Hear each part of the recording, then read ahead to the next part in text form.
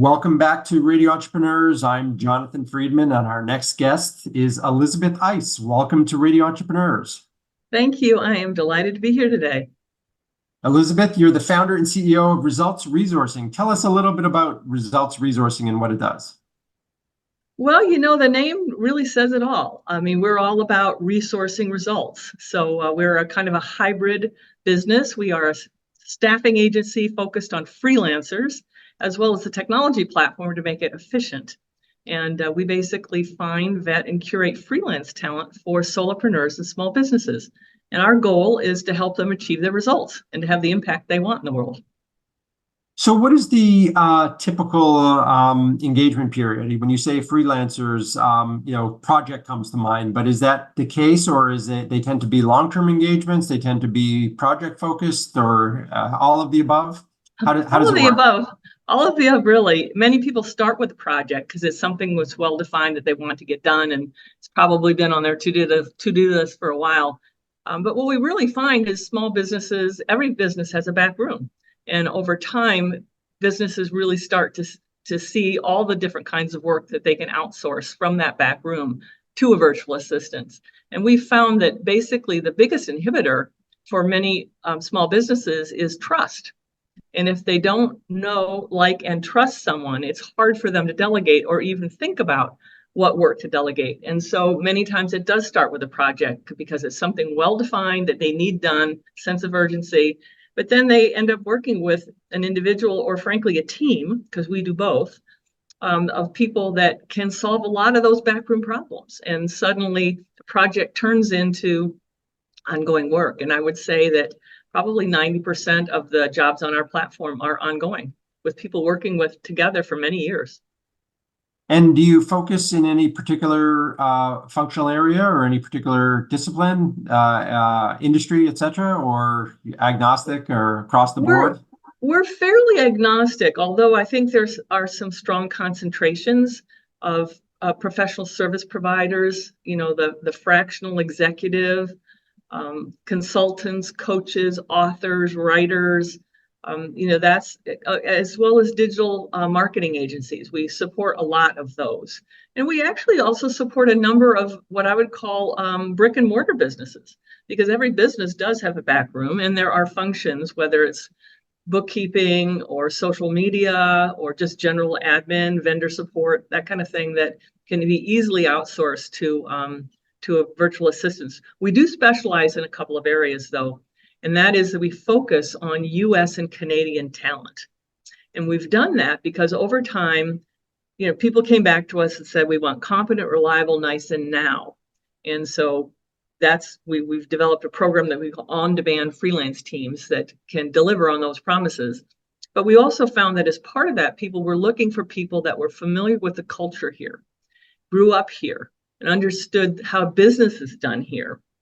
And the difference, frankly, between Illinois and New York or Arizona or the provinces in Canada. So in that sense, we do specialize because not everybody can offer that value add of having grown up and worked here. And so many, frankly, small virtual assistants businesses are businesses. So they are entrepreneurs too, and they understand the entrepreneur's journey and the hardships. And those are all things that make them very relatable to the clients they serve. And in terms of your own, there's obviously two sides to your business. There's client acquisition and talent acquisition. Perhaps a number more. Where have you found, or how do you find people are coming to you from the client side? Are they people? Are they younger companies? Are they established companies that have had either transitions going on, or they need additional resources? What is the profile generally of the client? Well, as I mentioned earlier, it's really dictated by size. A lot of solopreneurs, there are 27 million solopreneurs in the United States, as of a couple of years ago with the SBA, and about another 6 million that have less than 15 employees. And that's really where we zero in, because those are the people that at least the big technology platforms aren't interested in serving. It's all do it yourself if you use the big platforms. And we've introduced a human interaction as core to helping those businesses. So it's more the smaller businesses Some are newer, but I would say most of our clients are bigger, a little bigger, or longer terms in terms of time, because they've come to appreciate the value of their time. And they're realizing that while entrepreneurs need to be scrappy and resourceful, I mean, that's the hallmark of entrepreneurism, at the same time, it can be a waste of time to do-it-yourself stuff simply because you can. And so, having a little seasonality, a little business maturity, I think makes the entrepreneur more appreciative of the value that a virtual assistant can offer, because it does cost some money to outsource to a freelancer, whether in the United States or anywhere in the world. But if you can optimize that time and turn it into revenue generating time, it will pay for that virtual assistant. And so people that understand that, tend to be a little more seasoned. And I would say that would be the hallmark of our clients.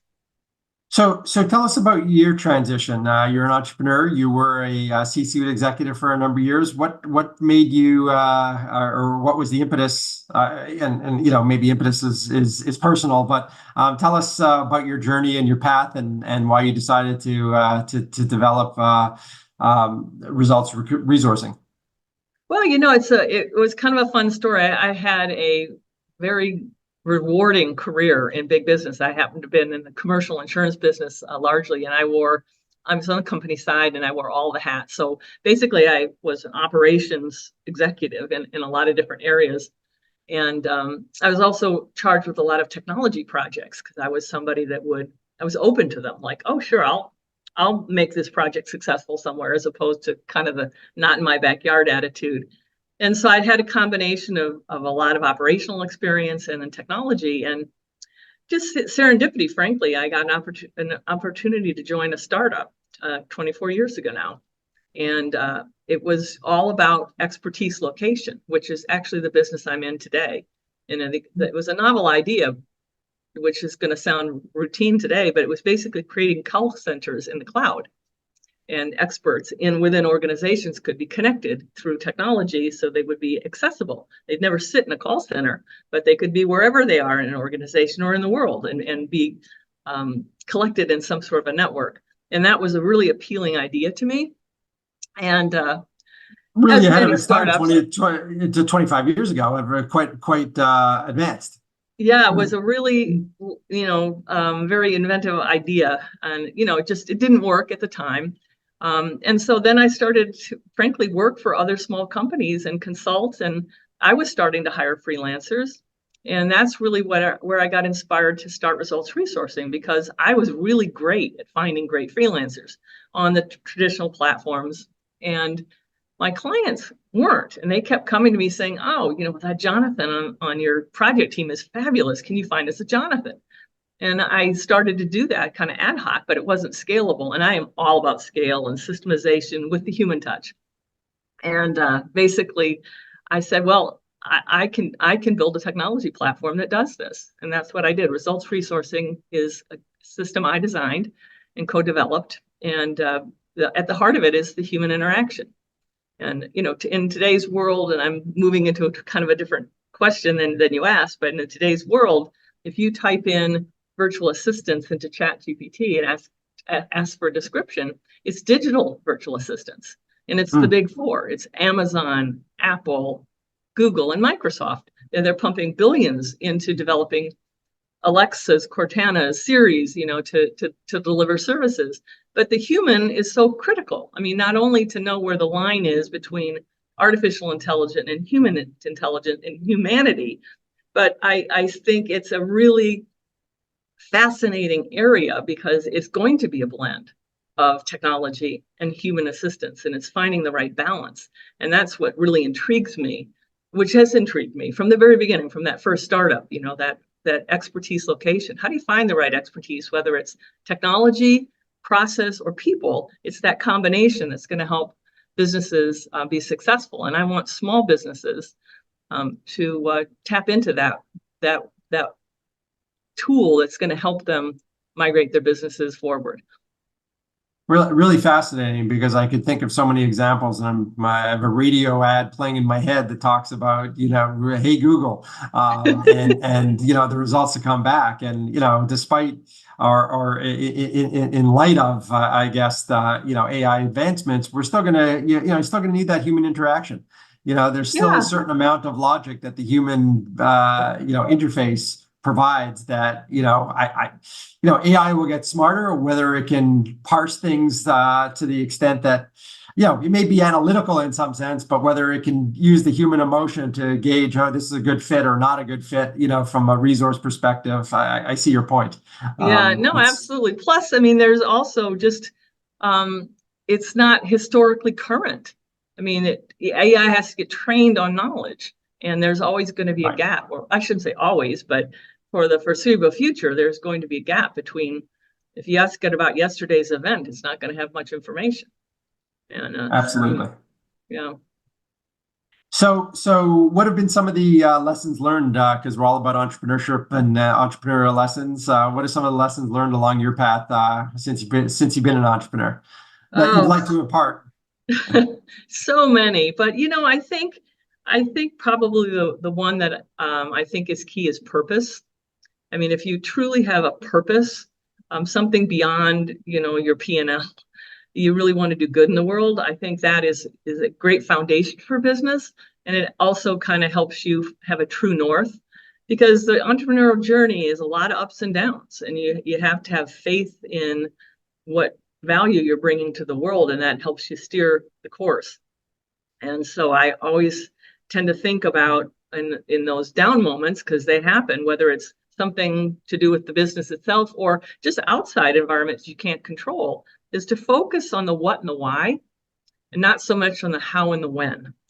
And that has just really helped me, because that makes me focus on what I can do something about, and ultimately sleep well at night, because I deliver some good into the world. Wise words, in particular at today's day and age, with so much uncertainty and yes, seemingly unhappiness going on in the world. So bringing back to the why are you doing it, and what for? So Elizabeth Eiss, founder and CEO of Results Resourcing. If people want to reach out to you, want to learn more about either joining your platform or engaging with you, what's the best way for them to do that? The best way is to go to the website. It is a client-focused website. We're primarily looking for businesses that want to hire freelancers so they can expand. They've got the jobs. And so it's resultsresourcing.net. And it's easy to remember, because we want to resource results. And then I would welcome anyone to connect with me on LinkedIn, Elizabeth Eiss, spelled E-I-S-S. And in both cases, we always start with a phone call or a web call. Because if nothing else, I just like to help people along the entrepreneurial journey. And if we can provide support services through virtual assistants, that is just a bonus for everyone. Fantastic. Our guest has been Elizabeth Eiss, founder and CEO of Results Resourcing. It's been a pleasure having you on Radio Entrepreneurs. Thank you, Jonthan. Take care. Have a good holiday. Thank you. And we'll be right back with another segment on Radio Entrepreneurs.